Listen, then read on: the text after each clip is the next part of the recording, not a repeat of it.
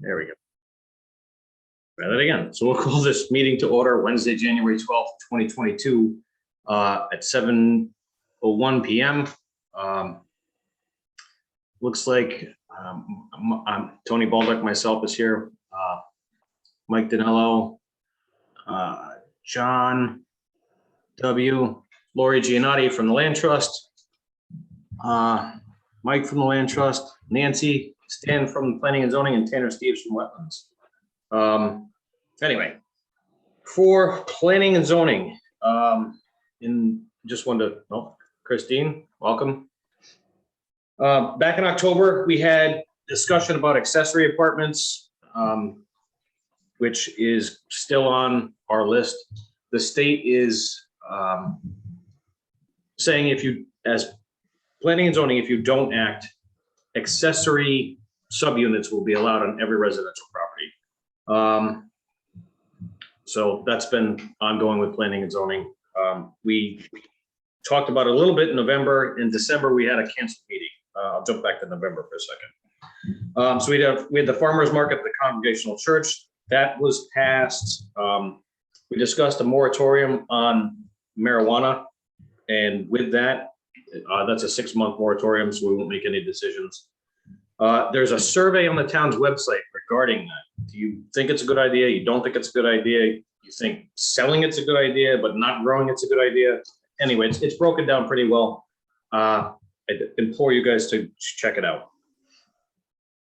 The other thing is we finally, after 2 years of discussing having a GIS for the town, today the assessor's maps went out to be digitized. So we're moving forward amazingly. So that's kind of nice. Like I said, the December meeting was canceled, and in that time, we submitted a fee in lieu of open space, as Lori had brought up. So that is here if anybody would like to read it. And the other thing I wanted to ask everybody's opinion on, this has come up more times than I can count. And there's always a lot of backlash. So basically a blight ordinance. And what you always get is people saying, you know, it's fine for X, but it's not for Y. And I'm not going to say an insane amount of research, but I've done quite a bit of research.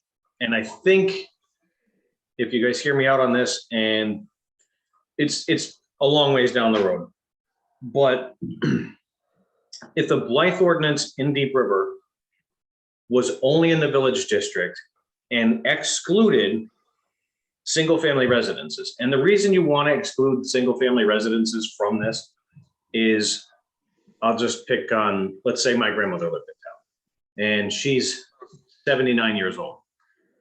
And you know, she's living on Social Security.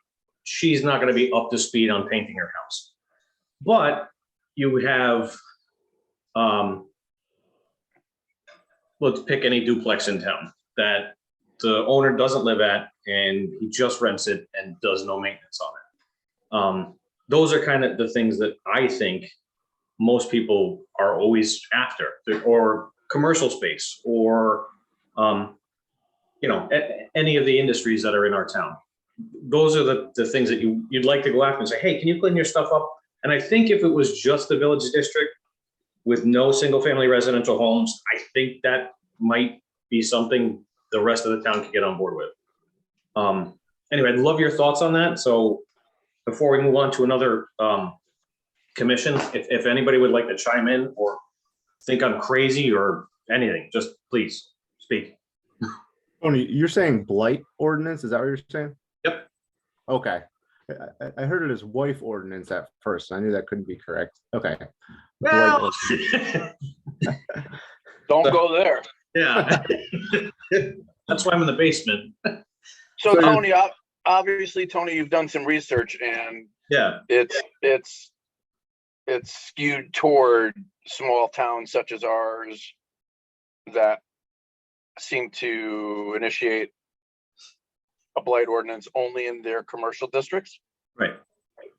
And what what reason then have they given you that they haven't done a townwide blight ordinance? So a lot of the times, you know, you get pushback for, because a lot of the time, so a blight ordinance will be, you can have only one unregistered vehicle in your yard, which actually is a state statute. But that people start to grab that and run with that. And I always get from farm people, they're like, you know what, my tractor's not registered. I have 3 of them. I don't want a blight ordinance because you're going to come after me. And that's not the case. So a lot of it is, you and I have talked about this. The downtown needs to be where it starts. You know, that's where our money comes in. There's restaurants down here and shops and et cetera. But you want the, you know, like Mike, you and I've talked about, both ends of town should be cleaned up, and that's the village district. You know, I think that's where it should start. Anyway, that's my spiel. How is blight defined, right? Like, I mean, we're talking cars, house paint, condition of home, because that's going to be defined Yep. on an individual basis, right? And also brings in a lot of judgment. So this is, again, this is my thought on this. So I've gone through Clinton and Middletowns and a couple of other ones who had solid blight ordinances. And the thought is that I'm gonna screw ours up. Basically, there's a design review committee in town. And my thought was, because they already oversee the village district, if there was a blight problem for, I'm not gonna say they're not gonna go after people's cars or whatever, but if there's a problem with the building, you know, run it by them. And again, this is just the beginning of this. This may go nowhere, this may go somewhere, I don't know. But that was my thought, was, you know, they already oversee downtown or in any development in the village district. So maybe they should oversee peeling paint. And if there is a blight ordinance, it's gonna have to define all these things that are, like, you know, issues for the town. do other towns have it defined? Do other towns have it defined? Yeah, they have. So like Clinton has like 6 things that they've defined. Like, so your grass can only be, you know, your grass can't be 3 feet high, and you can't have garbage in your yard. And then they refer to state statutes about unregistered cars. They don't so much touch on the peeling paint kind of it. They just want things neat. You know, Middletown's gone a lot farther than that. So, but again, I think I'm sorry, I didn't mean to interrupt. Yeah. Well, what's you seem hesitant to expand it townwide. Again, the farmers are always the ones who push back, because they're like, I don't want you telling me my tractor has to be registered. I'm never going to drive it on the road. And that's quite a big population in the town. And that's usually who gives you pushback. I mean, I'm not going to just say it's just them, but again, the village district part of it is big, because it covers from one end of our town on Main Street to the other. You know, and it goes, you know, a few homes back on both sides. But again, I don't think it would be for single family homes. I think it's a happy medium. Again, we could get to this and bring it to the selectmen if planning and zoning is open to it. And they could say, forget it. Or, you know, half the town could show up like the floating districts. And, you know, I thought we were going to get pitchforks. Well, I mean, take your grandmother out of it. I mean, Yep. It's not just peeling paint. I mean, there's a property coming into town, not on Main Street. I don't want to be specific, but it's another entrance into Deep River that it really kind of looks unsightly. There's stuff all over the property. I mean, I think there was once a intended tag sale, and it's been left there. Can you associate it with safety, right? Like, I mean, also there's a safety component when you have a number of objects. I don't know. Is that something you can? So I do know this, that you actually, so for health, safety, and welfare, if there's really a problem, let's say there's a hoarder. Let's say my house, right? I'm a hoarder. I have stuff piled outside. You can't get to my house. The health district and the fire department those are both their purview. So that would be, that's not really covered in the blight ordinance. Okay. That's health and safety. They have to deal with that. You know,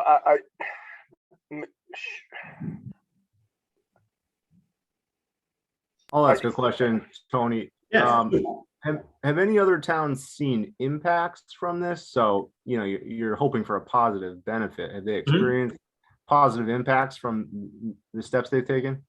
So I was just talking to Kathy, who's the zoning enforcement officer in Clinton, about this today. And she said there's been a huge uptick in it. The previous year, she had 40 complaints, 7 of which were valid complaints that went somewhere. This year, she's had over 100 and 40 of them were valid.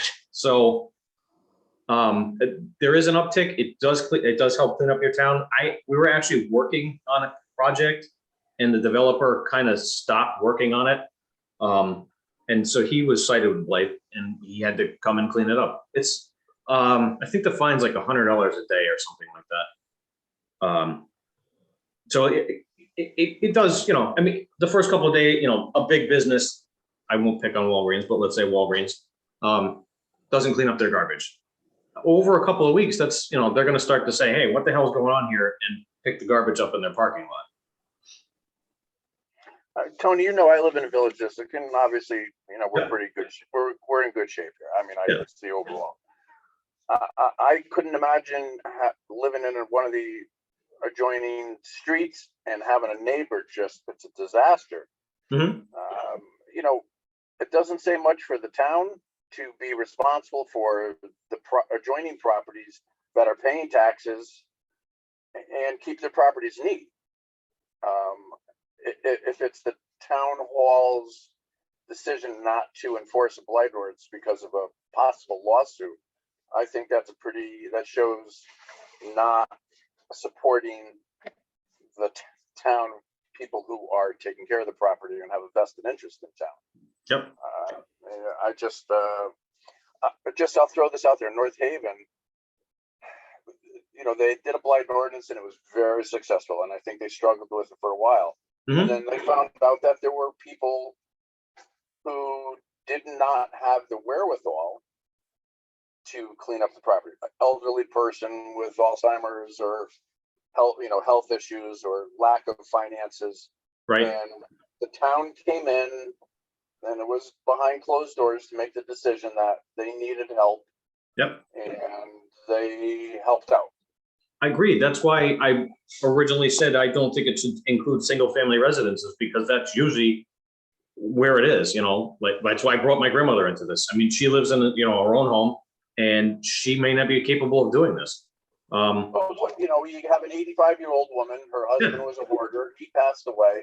All this stuff is out in the backyard. She doesn't know where to turn and you can't blame her. Right. So what does the town do? Just say, whatever?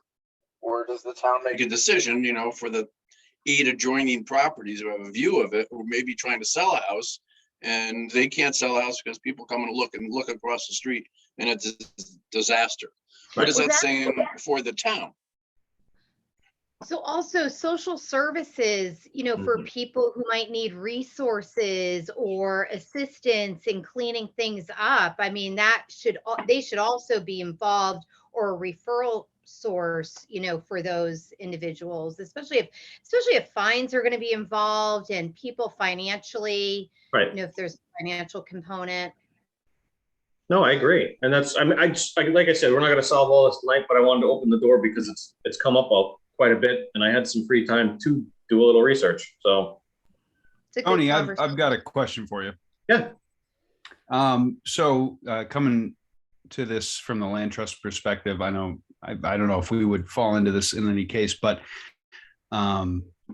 if you're keeping a field or what would normally be thought of as a lawn and you want it to be a big old wildflower garden. Yep. Does that become a blighted property? If you've got tall grasses, you've got tall flowers, it's very subjective. You know, again, that's what's attractive and what isn't. Yeah, I mean, so that's why I think that's twofold. One, again, My thought was, as soon as you said that, is the butterfly garden that's across from Calamari's on the hill there where everybody said, don't cut the grass. So I guess, is that part of the land trust, or that's just town property, right? Okay, so if it's town property and they're the ones making the rules, that's a good question. But that's clearly something we'd have to address in the regulation for this. But that's a great one. And once you mention that too, I'm curious if Union Street, because I know you have a piece of property on Union Street, if the village district is that far up. And that's mode, but just thinking about, I have friends who, have a single family home, and they have transformed their yard into a, sort of a cottage garden, which to someone who really likes mowed grass does not look attractive, but to a lot of us, it does look attractive. So just something to think about. Yeah, that's why I tried to stay away from single family homes. That was a big thing that Middletown had struggled with. It's usually, people who don't have the means to do it. But like Christine said, maybe social services is available. If somebody does complain and you say, hey, it's not covered under this Blythe ordinance, but we can do this. So you're saying to do this for just the village district. Just What about the single family homes that are considered part of I think my home is considered part of the village district. You'd be excluded. Because it's single family. Yep. Okay. Thinking about the village district, you don't see a lot of overgrown lawn, in my opinion. I think we're more thinking about junk cars and misplaced dumpster, that kind of thing. So to Mike's point, from a conservation sort of perspective, I think if somebody's trying to sort of maintain a meadow, I think we should probably try to allow that, stormwater, wildflower, pollinator habitat, things like that. So, my suggestion would be maybe we avoid the tall grass language in any rig and stick to sort of refuse and junk. Yeah. Oh, that's probably not a bad idea. I mean, can't you write up these specifications that, take into consideration, flower garden, but not 7 lawnmowers and staging and a boat and 4 trailers and a camper that doesn't have wheels on it. I mean, there's a lot of things I don't think you can throw the whole idea out the window. Right. Just because someone wants to do a butterfly garden or, a perennial garden in their front yard. They're kind of 2 different things. Mike, I feel like the five boat comment, I thought maybe you were looking behind my house. They're not my fault either. So yeah.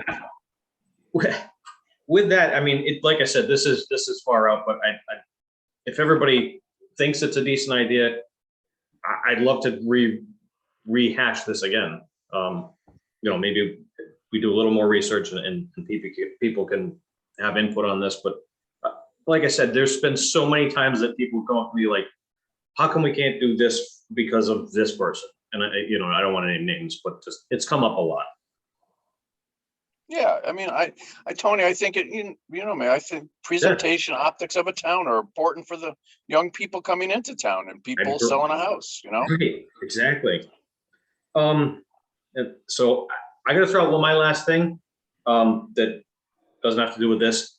So EDC brought this up a long time ago. I was hoping that somebody from EDC was going to come to my meeting at some point and mention this. So we had a meeting a long time ago, and this is for the land trust. And I don't know if they've ever discussed this with you or not, but I'm stealing the idea because they never put it forward. So they mentioned camping. And when I was a kid, we used to go camping at Cacaponta, and it was shut down, and there is no camping around here. And I do know that tons of people go to Pine Ledge and rock climb. And there's so many people that want to do outdoorsy stuff. And my thought was the land trust should probably have, I mean, I don't know if they're capable of doing this. I don't know if they can do this, but when they mentioned this at EDC, I was blown away. I'm like, I can't believe I never thought of this. That's a great idea. So anyway, idea stolen, passed on to you guys. I don't know if there's anything you can do with it. And that's my spiel. So Tony, hi, it's Lori. Are you saying that you're passing on to us to make a decision about whether we'll allow camping on our properties? My thought was maybe there's a spot that you guys have that you could do a couple campsites that are around here. Because again, people come to this town to do hiking and stuff. You know, and I think that's a great attraction because there's nowhere to do it around here. Well, I think we need to talk about it in one of our board meetings, but Yeah. I can't think of any land trusts in the state that allow camping. I just, and I'm not saying for or against the idea. I just never heard of it before. So I think, you know, thank you. We'll look into it. Is that a good make you feel good? That's perfect.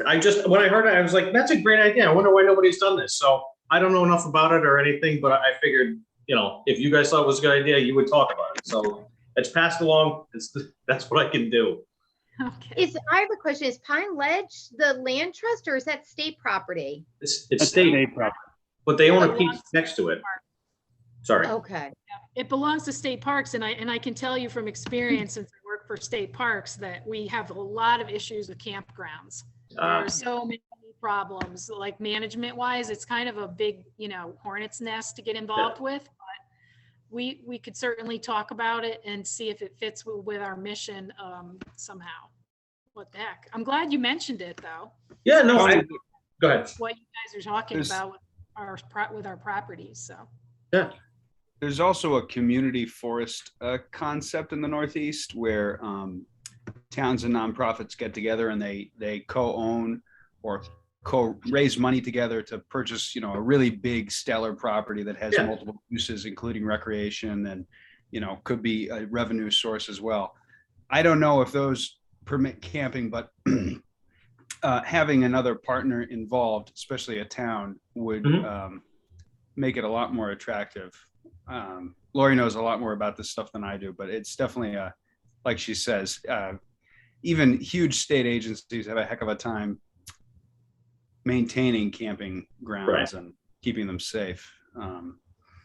I actually had a question for you before you moved on regarding the new language for subdevelopments. I didn't see the very end of it. Where does the money go? So this, forgive me, because this is from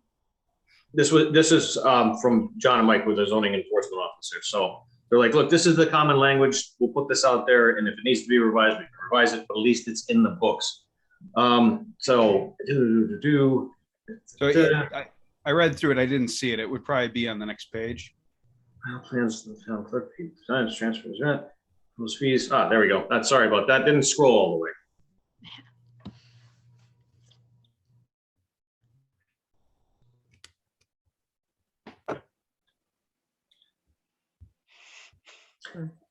For the use for the purpose of preserving open space and acquiring additional land for recreation passive. Yeah. Okay, great. I gotta back up for one more second because I just thought of something. They also, I don't know if this is a possibility too, but they have camping.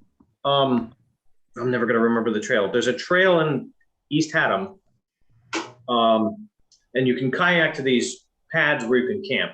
It's not on Selden's. It's farther. I've been there. Up of where Gillette's Castle on that road there. So maybe that's another option too, is because they have that over there. I know there's a lot of kayakers, but that's another great little opportunity that they have. So anyway, just another thought. Hey, Tony, just thinking about this language too, and this is John, I'm from Wetlands. Yeah. I'm also on the land trust too, but yeah, I feel like your idea as well. I think a lot of like plans for like outdoor recreation, hiking opportunities are things that as a town, I feel like we really need to like hone in on and develop a little bit more. So this language is good. Yep. But I think like as a town member, like I feel like we need a plan as a town that like, well, what's our goal? Like, do we want like what percentage of open space do we want to conserve within town? Are there, these fees in lieu? Like, okay, fine. There's a property in town in a residential area. doesn't make sense to necessarily keep that as open space, but does the town, and maybe working with the land trust or inland wetlands and conservation, like, is there a property that we're like, you know what, this would be really good to like raise money for and protect? And like, although I think there's good things happening with this language, I'd really want to see a plan to like back it up and figure out where the money goes, and then have a like specific plan, like this is what we want to do. No, I absolutely, because I can think of a couple off the top of my head. So I'll start a plan. But yeah, no, I agree. My thought was that planning and zoning is also taking a look at the town's plan of conservation and development, which all you guys are going to have to be involved in anyway. So we're definitely going to have that as a plan. So John Jaskowski and Mike D'Amato from our zoning enforcement officers are actually planners also. So we're going to go to the next budget meeting that we're allowed to go to and plead our case. Like, look, we need a planner. They're one of the best in the state. So I really think we need them to take a look and help us with our plan of conservation development. But again, I think also the GIS will help with this immensely. So thank God that's going.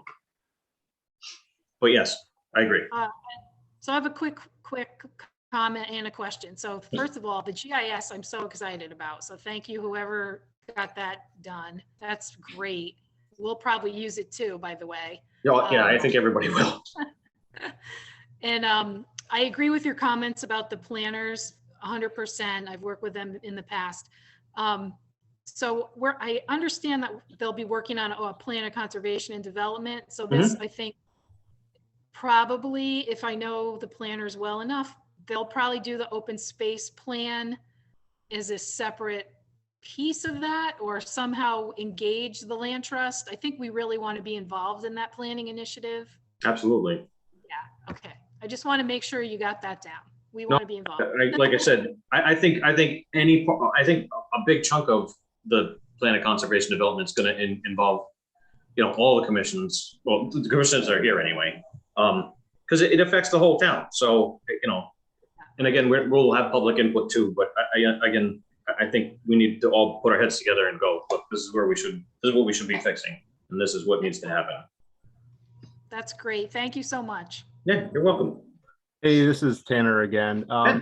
Quickly on the GIS, I thought RiverCog digitized our town parcel data a couple years ago. Yep, 1998, 99, something like that. And they never upkept it for the $2,000 a year. So we're starting over from scratch. 2 years ago, there was grant money available for COVID relief that would help your town become more up to the, I'll just say 20th century. So I pushed and pleaded and begged and did everything I could, and they finally said, yes, we'll spend that money on the GIS system. So, all right. So the GIS system itself is what we're getting. Okay, because I do think the parcel data exists. I'll have to go back in my emails, because I have a copy of the yeah, I do too. It works well on Google Earth, so you can still get it. I kind of know when it was, because yeah, I usually check my property. It's certainly not publicly available, but yeah, if you have mapping software, you can use it. I think that's the difference.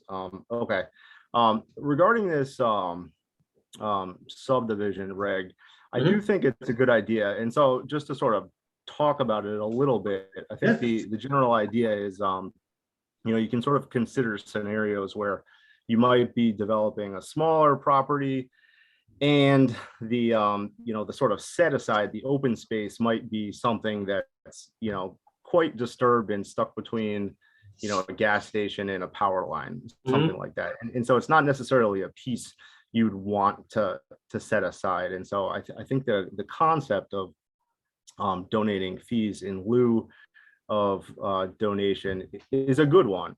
I'm curious, let's say you have a large property and the subdivider wants to use all of it, right? And so they'd rather give you the cash instead of setting aside the back 10 acres or the back 15 acres, which might be really great great place. What's to stop, and maybe this is just a judgment call that P and Z always has to make, what's to stop them from sort of sweetening the pot and sort of demanding that you take the cash and not the space? Does that make sense? It does. So I'm trying to, I think a lot of this has been worded because we had one in Madison where it's a huge piece of property, and we tried to give the land trust like almost 40 acres, and in the end it had a pond on it and they didn't want it, which I thought was absolutely insane. And so that's where I think a lot of these regulations came from. I don't think anybody's ever gone the route you're talking about, but I can see it in a few spots. So I think, not to just interrupt, but my No. concept is that it doesn't replace there, it doesn't take away the requirement for the open space set aside at all. You can't just say, no, you're not going to give us any open space. We have open space requirements. This is an option, as far as I understand it. This gives that landowner an option to pay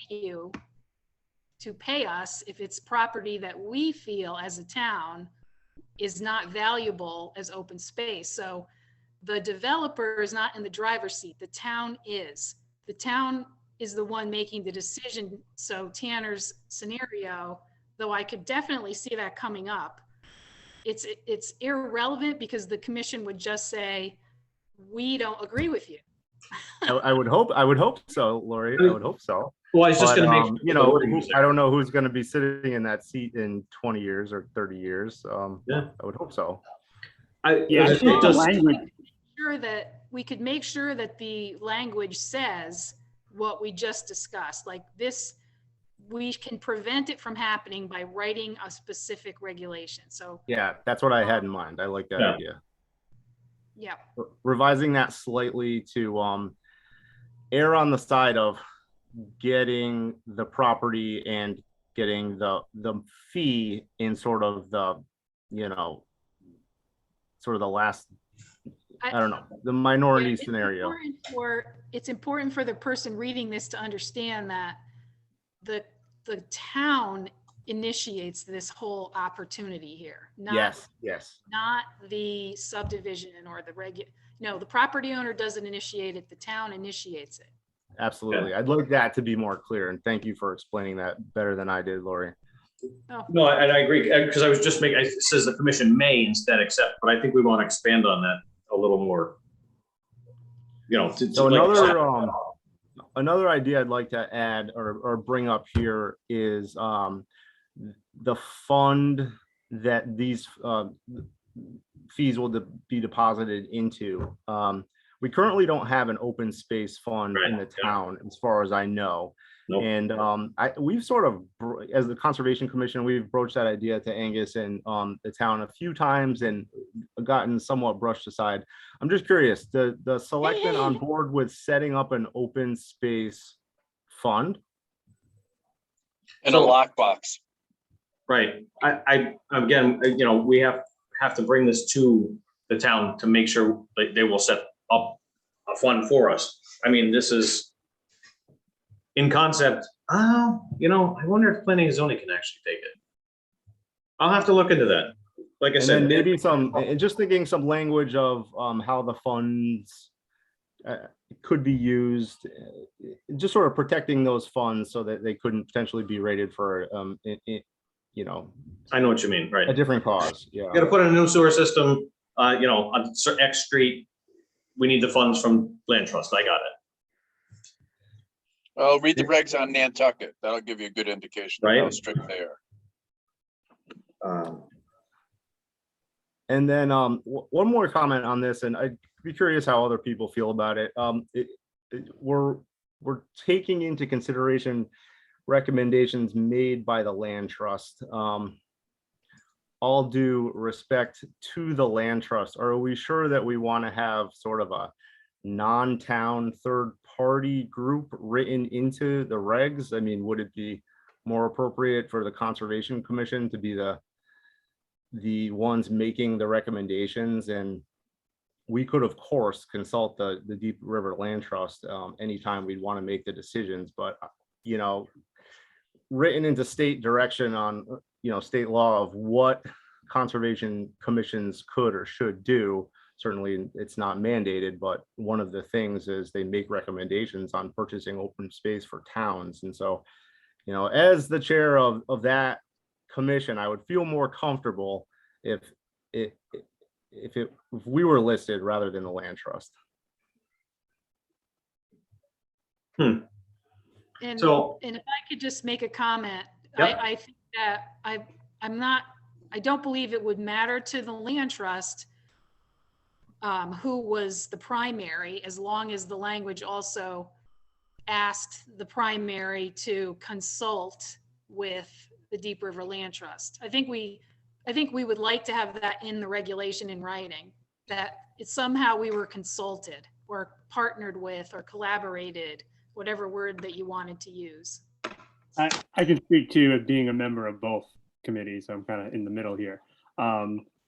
I do agree with Tanner, where I think since we are in the Conservation Commission, like it's a town entity, so that seems to make sense that we should be sort of like the first tier, the go-to. I personally wouldn't be opposed though to then in the writing mentioning like, we'll consult with the land trust as well, because I just feel like thinking 20 years down the road, I think hopefully that us working together as a town, different commissions together, working with the land trust, I think that's a good thing too. I think we can get a lot done. I was going to say, I think a meeting like this would be, if and when this does come up, a meeting like this between all three of the commissions would do well. About, if there was ever a piece of property and everyone was like, look, we got to spend the funds on this, a meeting like this could easily iron that out. So maybe that's the way to go about it. Yeah, I agree with that. I think it would be fine if, the commission was, listed and stating that they would consult with the land trust. I'm fine with that. And again, it's sort of just adding in another level of checks and balances. 30 years from now, I don't know who will be on the land trust, and I don't know who will be on the Conservation Commission, and maybe one of those two entities would sort of, I don't know, hopefully they wouldn't, but think differently than we're thinking of it today. So just another sort of checks and balance. And I do think the town entity listed as the primary would be smart, but certainly also okay with listing the land trust in there. Yeah, I'm going to run this because again, I don't know if this is going to iron out in the next meeting, but just brainstorming this a little bit, that maybe this may come back for revision after we do the plan of conservation and development, have some properties in mind. We could refer to the plan of conservation development, that those properties would be first on the list of purchase. Does that make sense?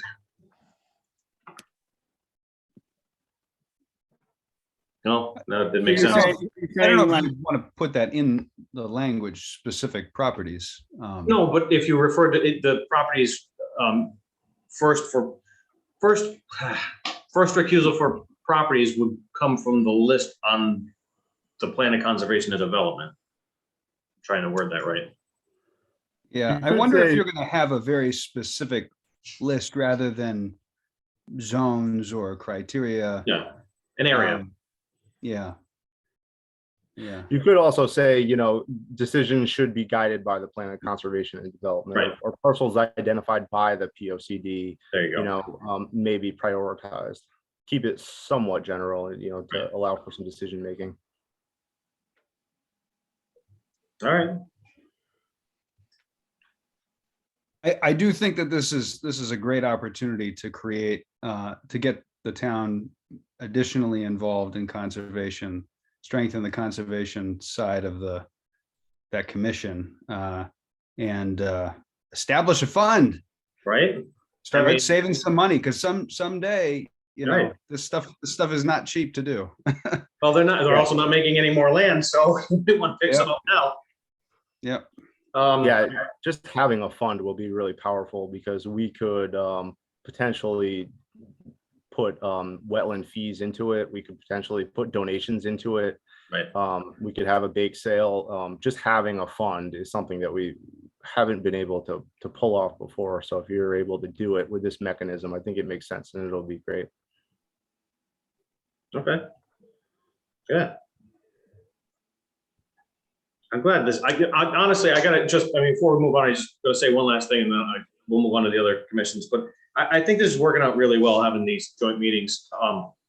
You know, I wasn't sure at first, and a couple of times that EDC hadn't showed up, I was like, oh, great, you know, this is another endeavor that's not gonna work out, but I think a lot of this brainstorming has really helped shape a lot of this stuff that's coming out of here. So thank you guys so much for showing up. No, this is great. I think it's wonderful. Thank All you right. for taking taking the effort to chair it and organize it, Tony. Good. Yeah, man. All right. It's good idea. Thanks. So with that, I'm going to pass this off to Conservation Inland Wetlands and see where they lie with all these updates. All right. Hey, everybody. So starting off, some housekeeping for our 2022 schedule. We're still going to stick to the second Thursday of every month, but we are going to move our meetings to 7 o'clock rather than 7:30. We were falling asleep at 9:30, 10 o'clock sometimes. So we all looked at each other and said, why are we meeting at 7:30? Let's do it earlier. So in case you ever wanted to show up, it's going to be 7 o'clock now rather than 7:30. We haven't had any real major decisions recently. We've had a handful of small violations identified that were addressed by Mark Ryer. Things like clearing too close to a pond, clearing within wetlands, dumping debris, log piles, things like that in wetlands. So no major issues in terms of big violations lately. Most of the applications that we've been reviewing recently are additions, decks, in-ground pools, things like that. So no large new construction that we've seen lately in terms of wetlands. The last one that may be of interest from last month was the Haynes gravel operation. They lease some land from Incarnation in the back there of the gravel operation. There are some wetlands there, and they proposed to do some work, some excavation near those wetlands way back, I think maybe 10, almost 15 years ago. And so they got authorization for that back in roughly 2005, and they have not yet done that work. And so they keep extending it. And I think it's just sort of part of their long-term business model to be able to excavate that those sections of the property if they ever wanted to. But they haven't to date, and it doesn't seem like that's really even going to be imminent. It's a fairly small wetland complex, and they're not going to be disturbing the wetland itself. They're just going to be coming near it within the regulated area, and just barely within the regulated area. So, and that's not their larger DEP stormwater management plan. That's simply an in-town wetland thing. So they do have to go before the state to get their larger permits to actually authorize all their, you know, water cycling, water distribution, stormwater management stuff. That's not something that falls within our jurisdiction. We elected our officers. I'm chair again. John is vice chair. We recently lost John Doobie. He moved to Maine, and so now we have 2 openings. And so it would be really great if we could get some more membership. Currently, it's myself, John, Carol Libby, Sue Board, George Atwood, and Ron Larson. So we have 2 vacancies. And so please spread the word if you have anybody that's interested in joining. It would really help us out, you know, just logistics and COVID, you know, there's certainly times where 2-3 people can't make it. And if we had a few more people, we'd be better off. Let's see, sort of big picture stuff. We're going to be revising our regulations. And so the state of Connecticut puts out what they call memos every year or as needed. And some of them are mandated updates, some of them are suggested updates to town regulations. And so we haven't done an update since 2014.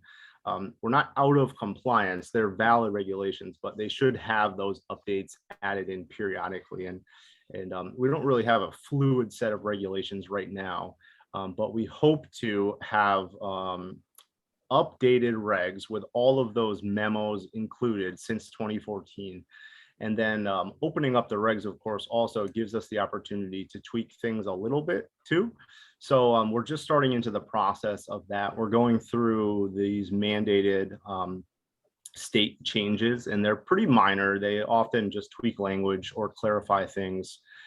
But down the road, we will have the opportunity to make other changes, potentially changes to fees, or other things. So we're just getting into that before we have a final copy of those regs completed. Of course, it'll go to a public hearing, but we're probably going to pick through it meeting by meeting over the next 6 months or so. And so we hope to be able to present a fresh copy of the regulations to the town.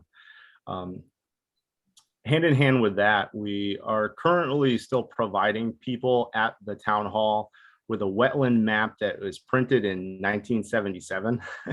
And that wetland map is considered our official wetland map.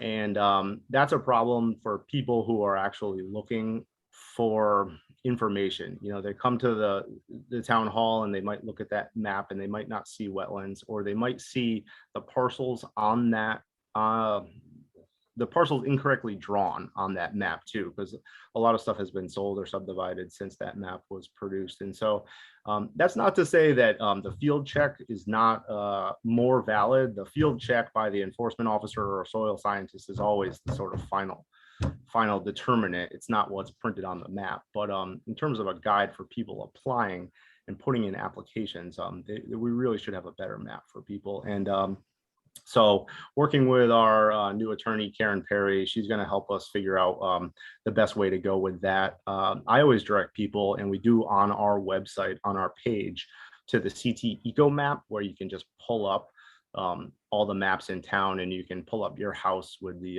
ortho photo and add in all the layers that you need. That's the best way to do it. But of course, not everyone is that savvy. And so that printed map, you know, pinned to the wall of the town hall is sometimes the best thing that people are able to access.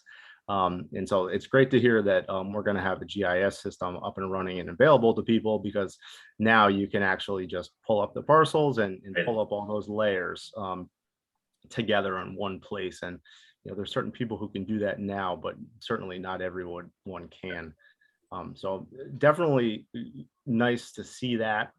The other thing that's nice about that GIS system and seeing those parcels is it's a way, I don't want to say surveillance on your neighbors, but there's certain things when you release those Google images, those satellite images, that we notice. You know, we may be looking for an application, and then you see a nearby parcel, and you say, well, there used to be a swamp there, and now there's a big hole in the ground. So it's just nice. It's a nice way for people who are sort of conservation minded or interested in inland wetlands to sort of assess the condition of the town, and sort of see things as they really are. And so also just wanted to say excited about that GIS system too. I'll just tap John here. Is there anything else you think we should talk about, John, or anything that I missed? I don't think so. You mainly kind of like updating those regs, like you mentioned. It doesn't really seem like there's, you know, anything major going on. So I think you pretty much covered it. I actually have a question for you guys. So I know the beginning of next year, there's mandatory training for all of the planning and zoning members. Does Wetlands have to do that also? We don't have mandatory training. We have training available to us. And it's mandatory for the enforcement officer, but it's not mandatory for members. I did just get an email today though from DEP regarding new municipal inland wetlands agency comprehensive training program. So that's something that we always encourage our members and ourselves to take. I don't think I did a comprehensive version, but I did a short version many years ago. But that'll be distributed to our members, and we'll try to take that if we can. Yeah, just more out of curiosity. I was curious. I was like, oh, all right. Well, so now we have training. I didn't know if they hit everybody up with the training. So maybe it's a warning. Maybe you're gonna have training next year, mandatory training. All right. So if that's all you guys got, I didn't see anybody from economic development, but I will ask just in case they popped in. Anyone? Crickets. All right. Land trusts. Anything you guys have to add? Want to talk about? Yeah, sure. Can you guys see what I'm holding up? Yes, the Deep River News. And so my question is, have any of you seen the land trusts? We got like a kind of a centerfold going here. Have you guys seen this? Mhm. Okay, Yes, I saw it. I was jealous. Well, that makes me happy because one of our goals this year is to try to communicate more with the town to help people understand what we do and help them understand how they can work with the land trust to preserve property, or to just help the land trust out in general with like our website or other things, fundraising that we need to do. So this last issue, this winter issue, has our goals listed there. So you guys can, I don't need to read them to you, but that's what we're doing some more outreach. We're looking for partnerships and businesses in town. We've had a couple of meetings at High Nine. Little side benefit there, but Right.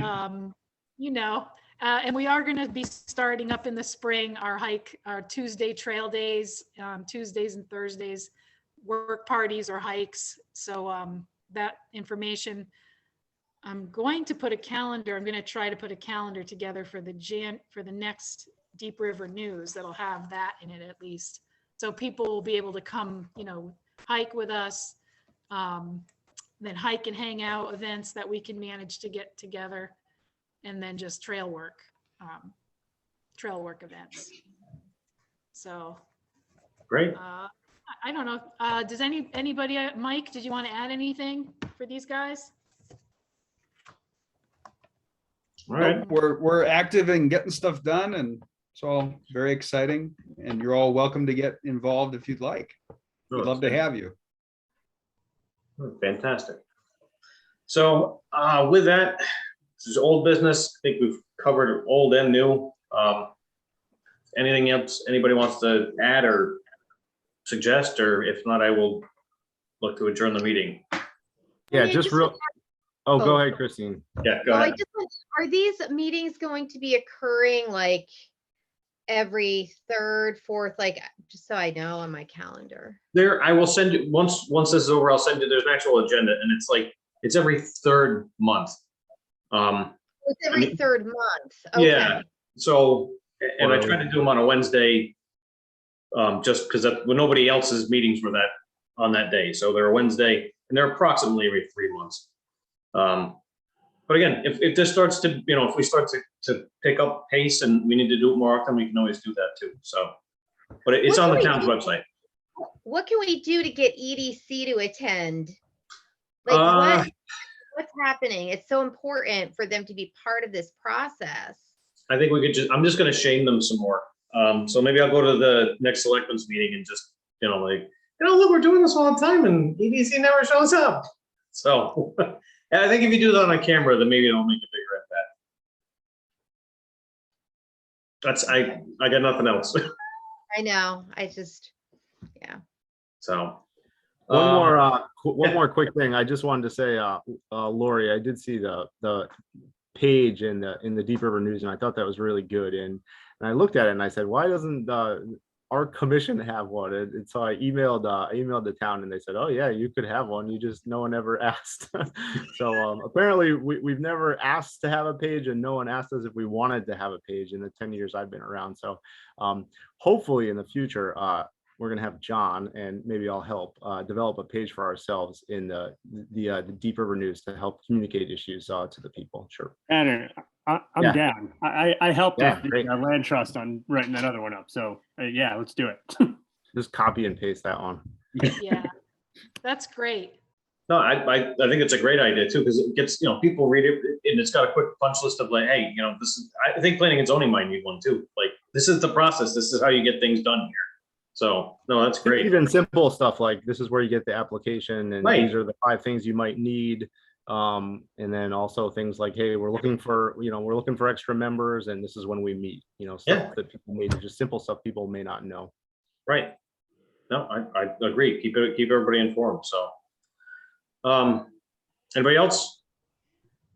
All right. If not, again, thank you guys for doing this. This, like I said, it's super helpful and I think we're getting a lot done. So. Yeah, thank you so much. Happy New Year. Happy New Year, everybody. Thank you. Good night, Tony. everyone. Good to hear you guys. Have a good night. See ya. Thank you.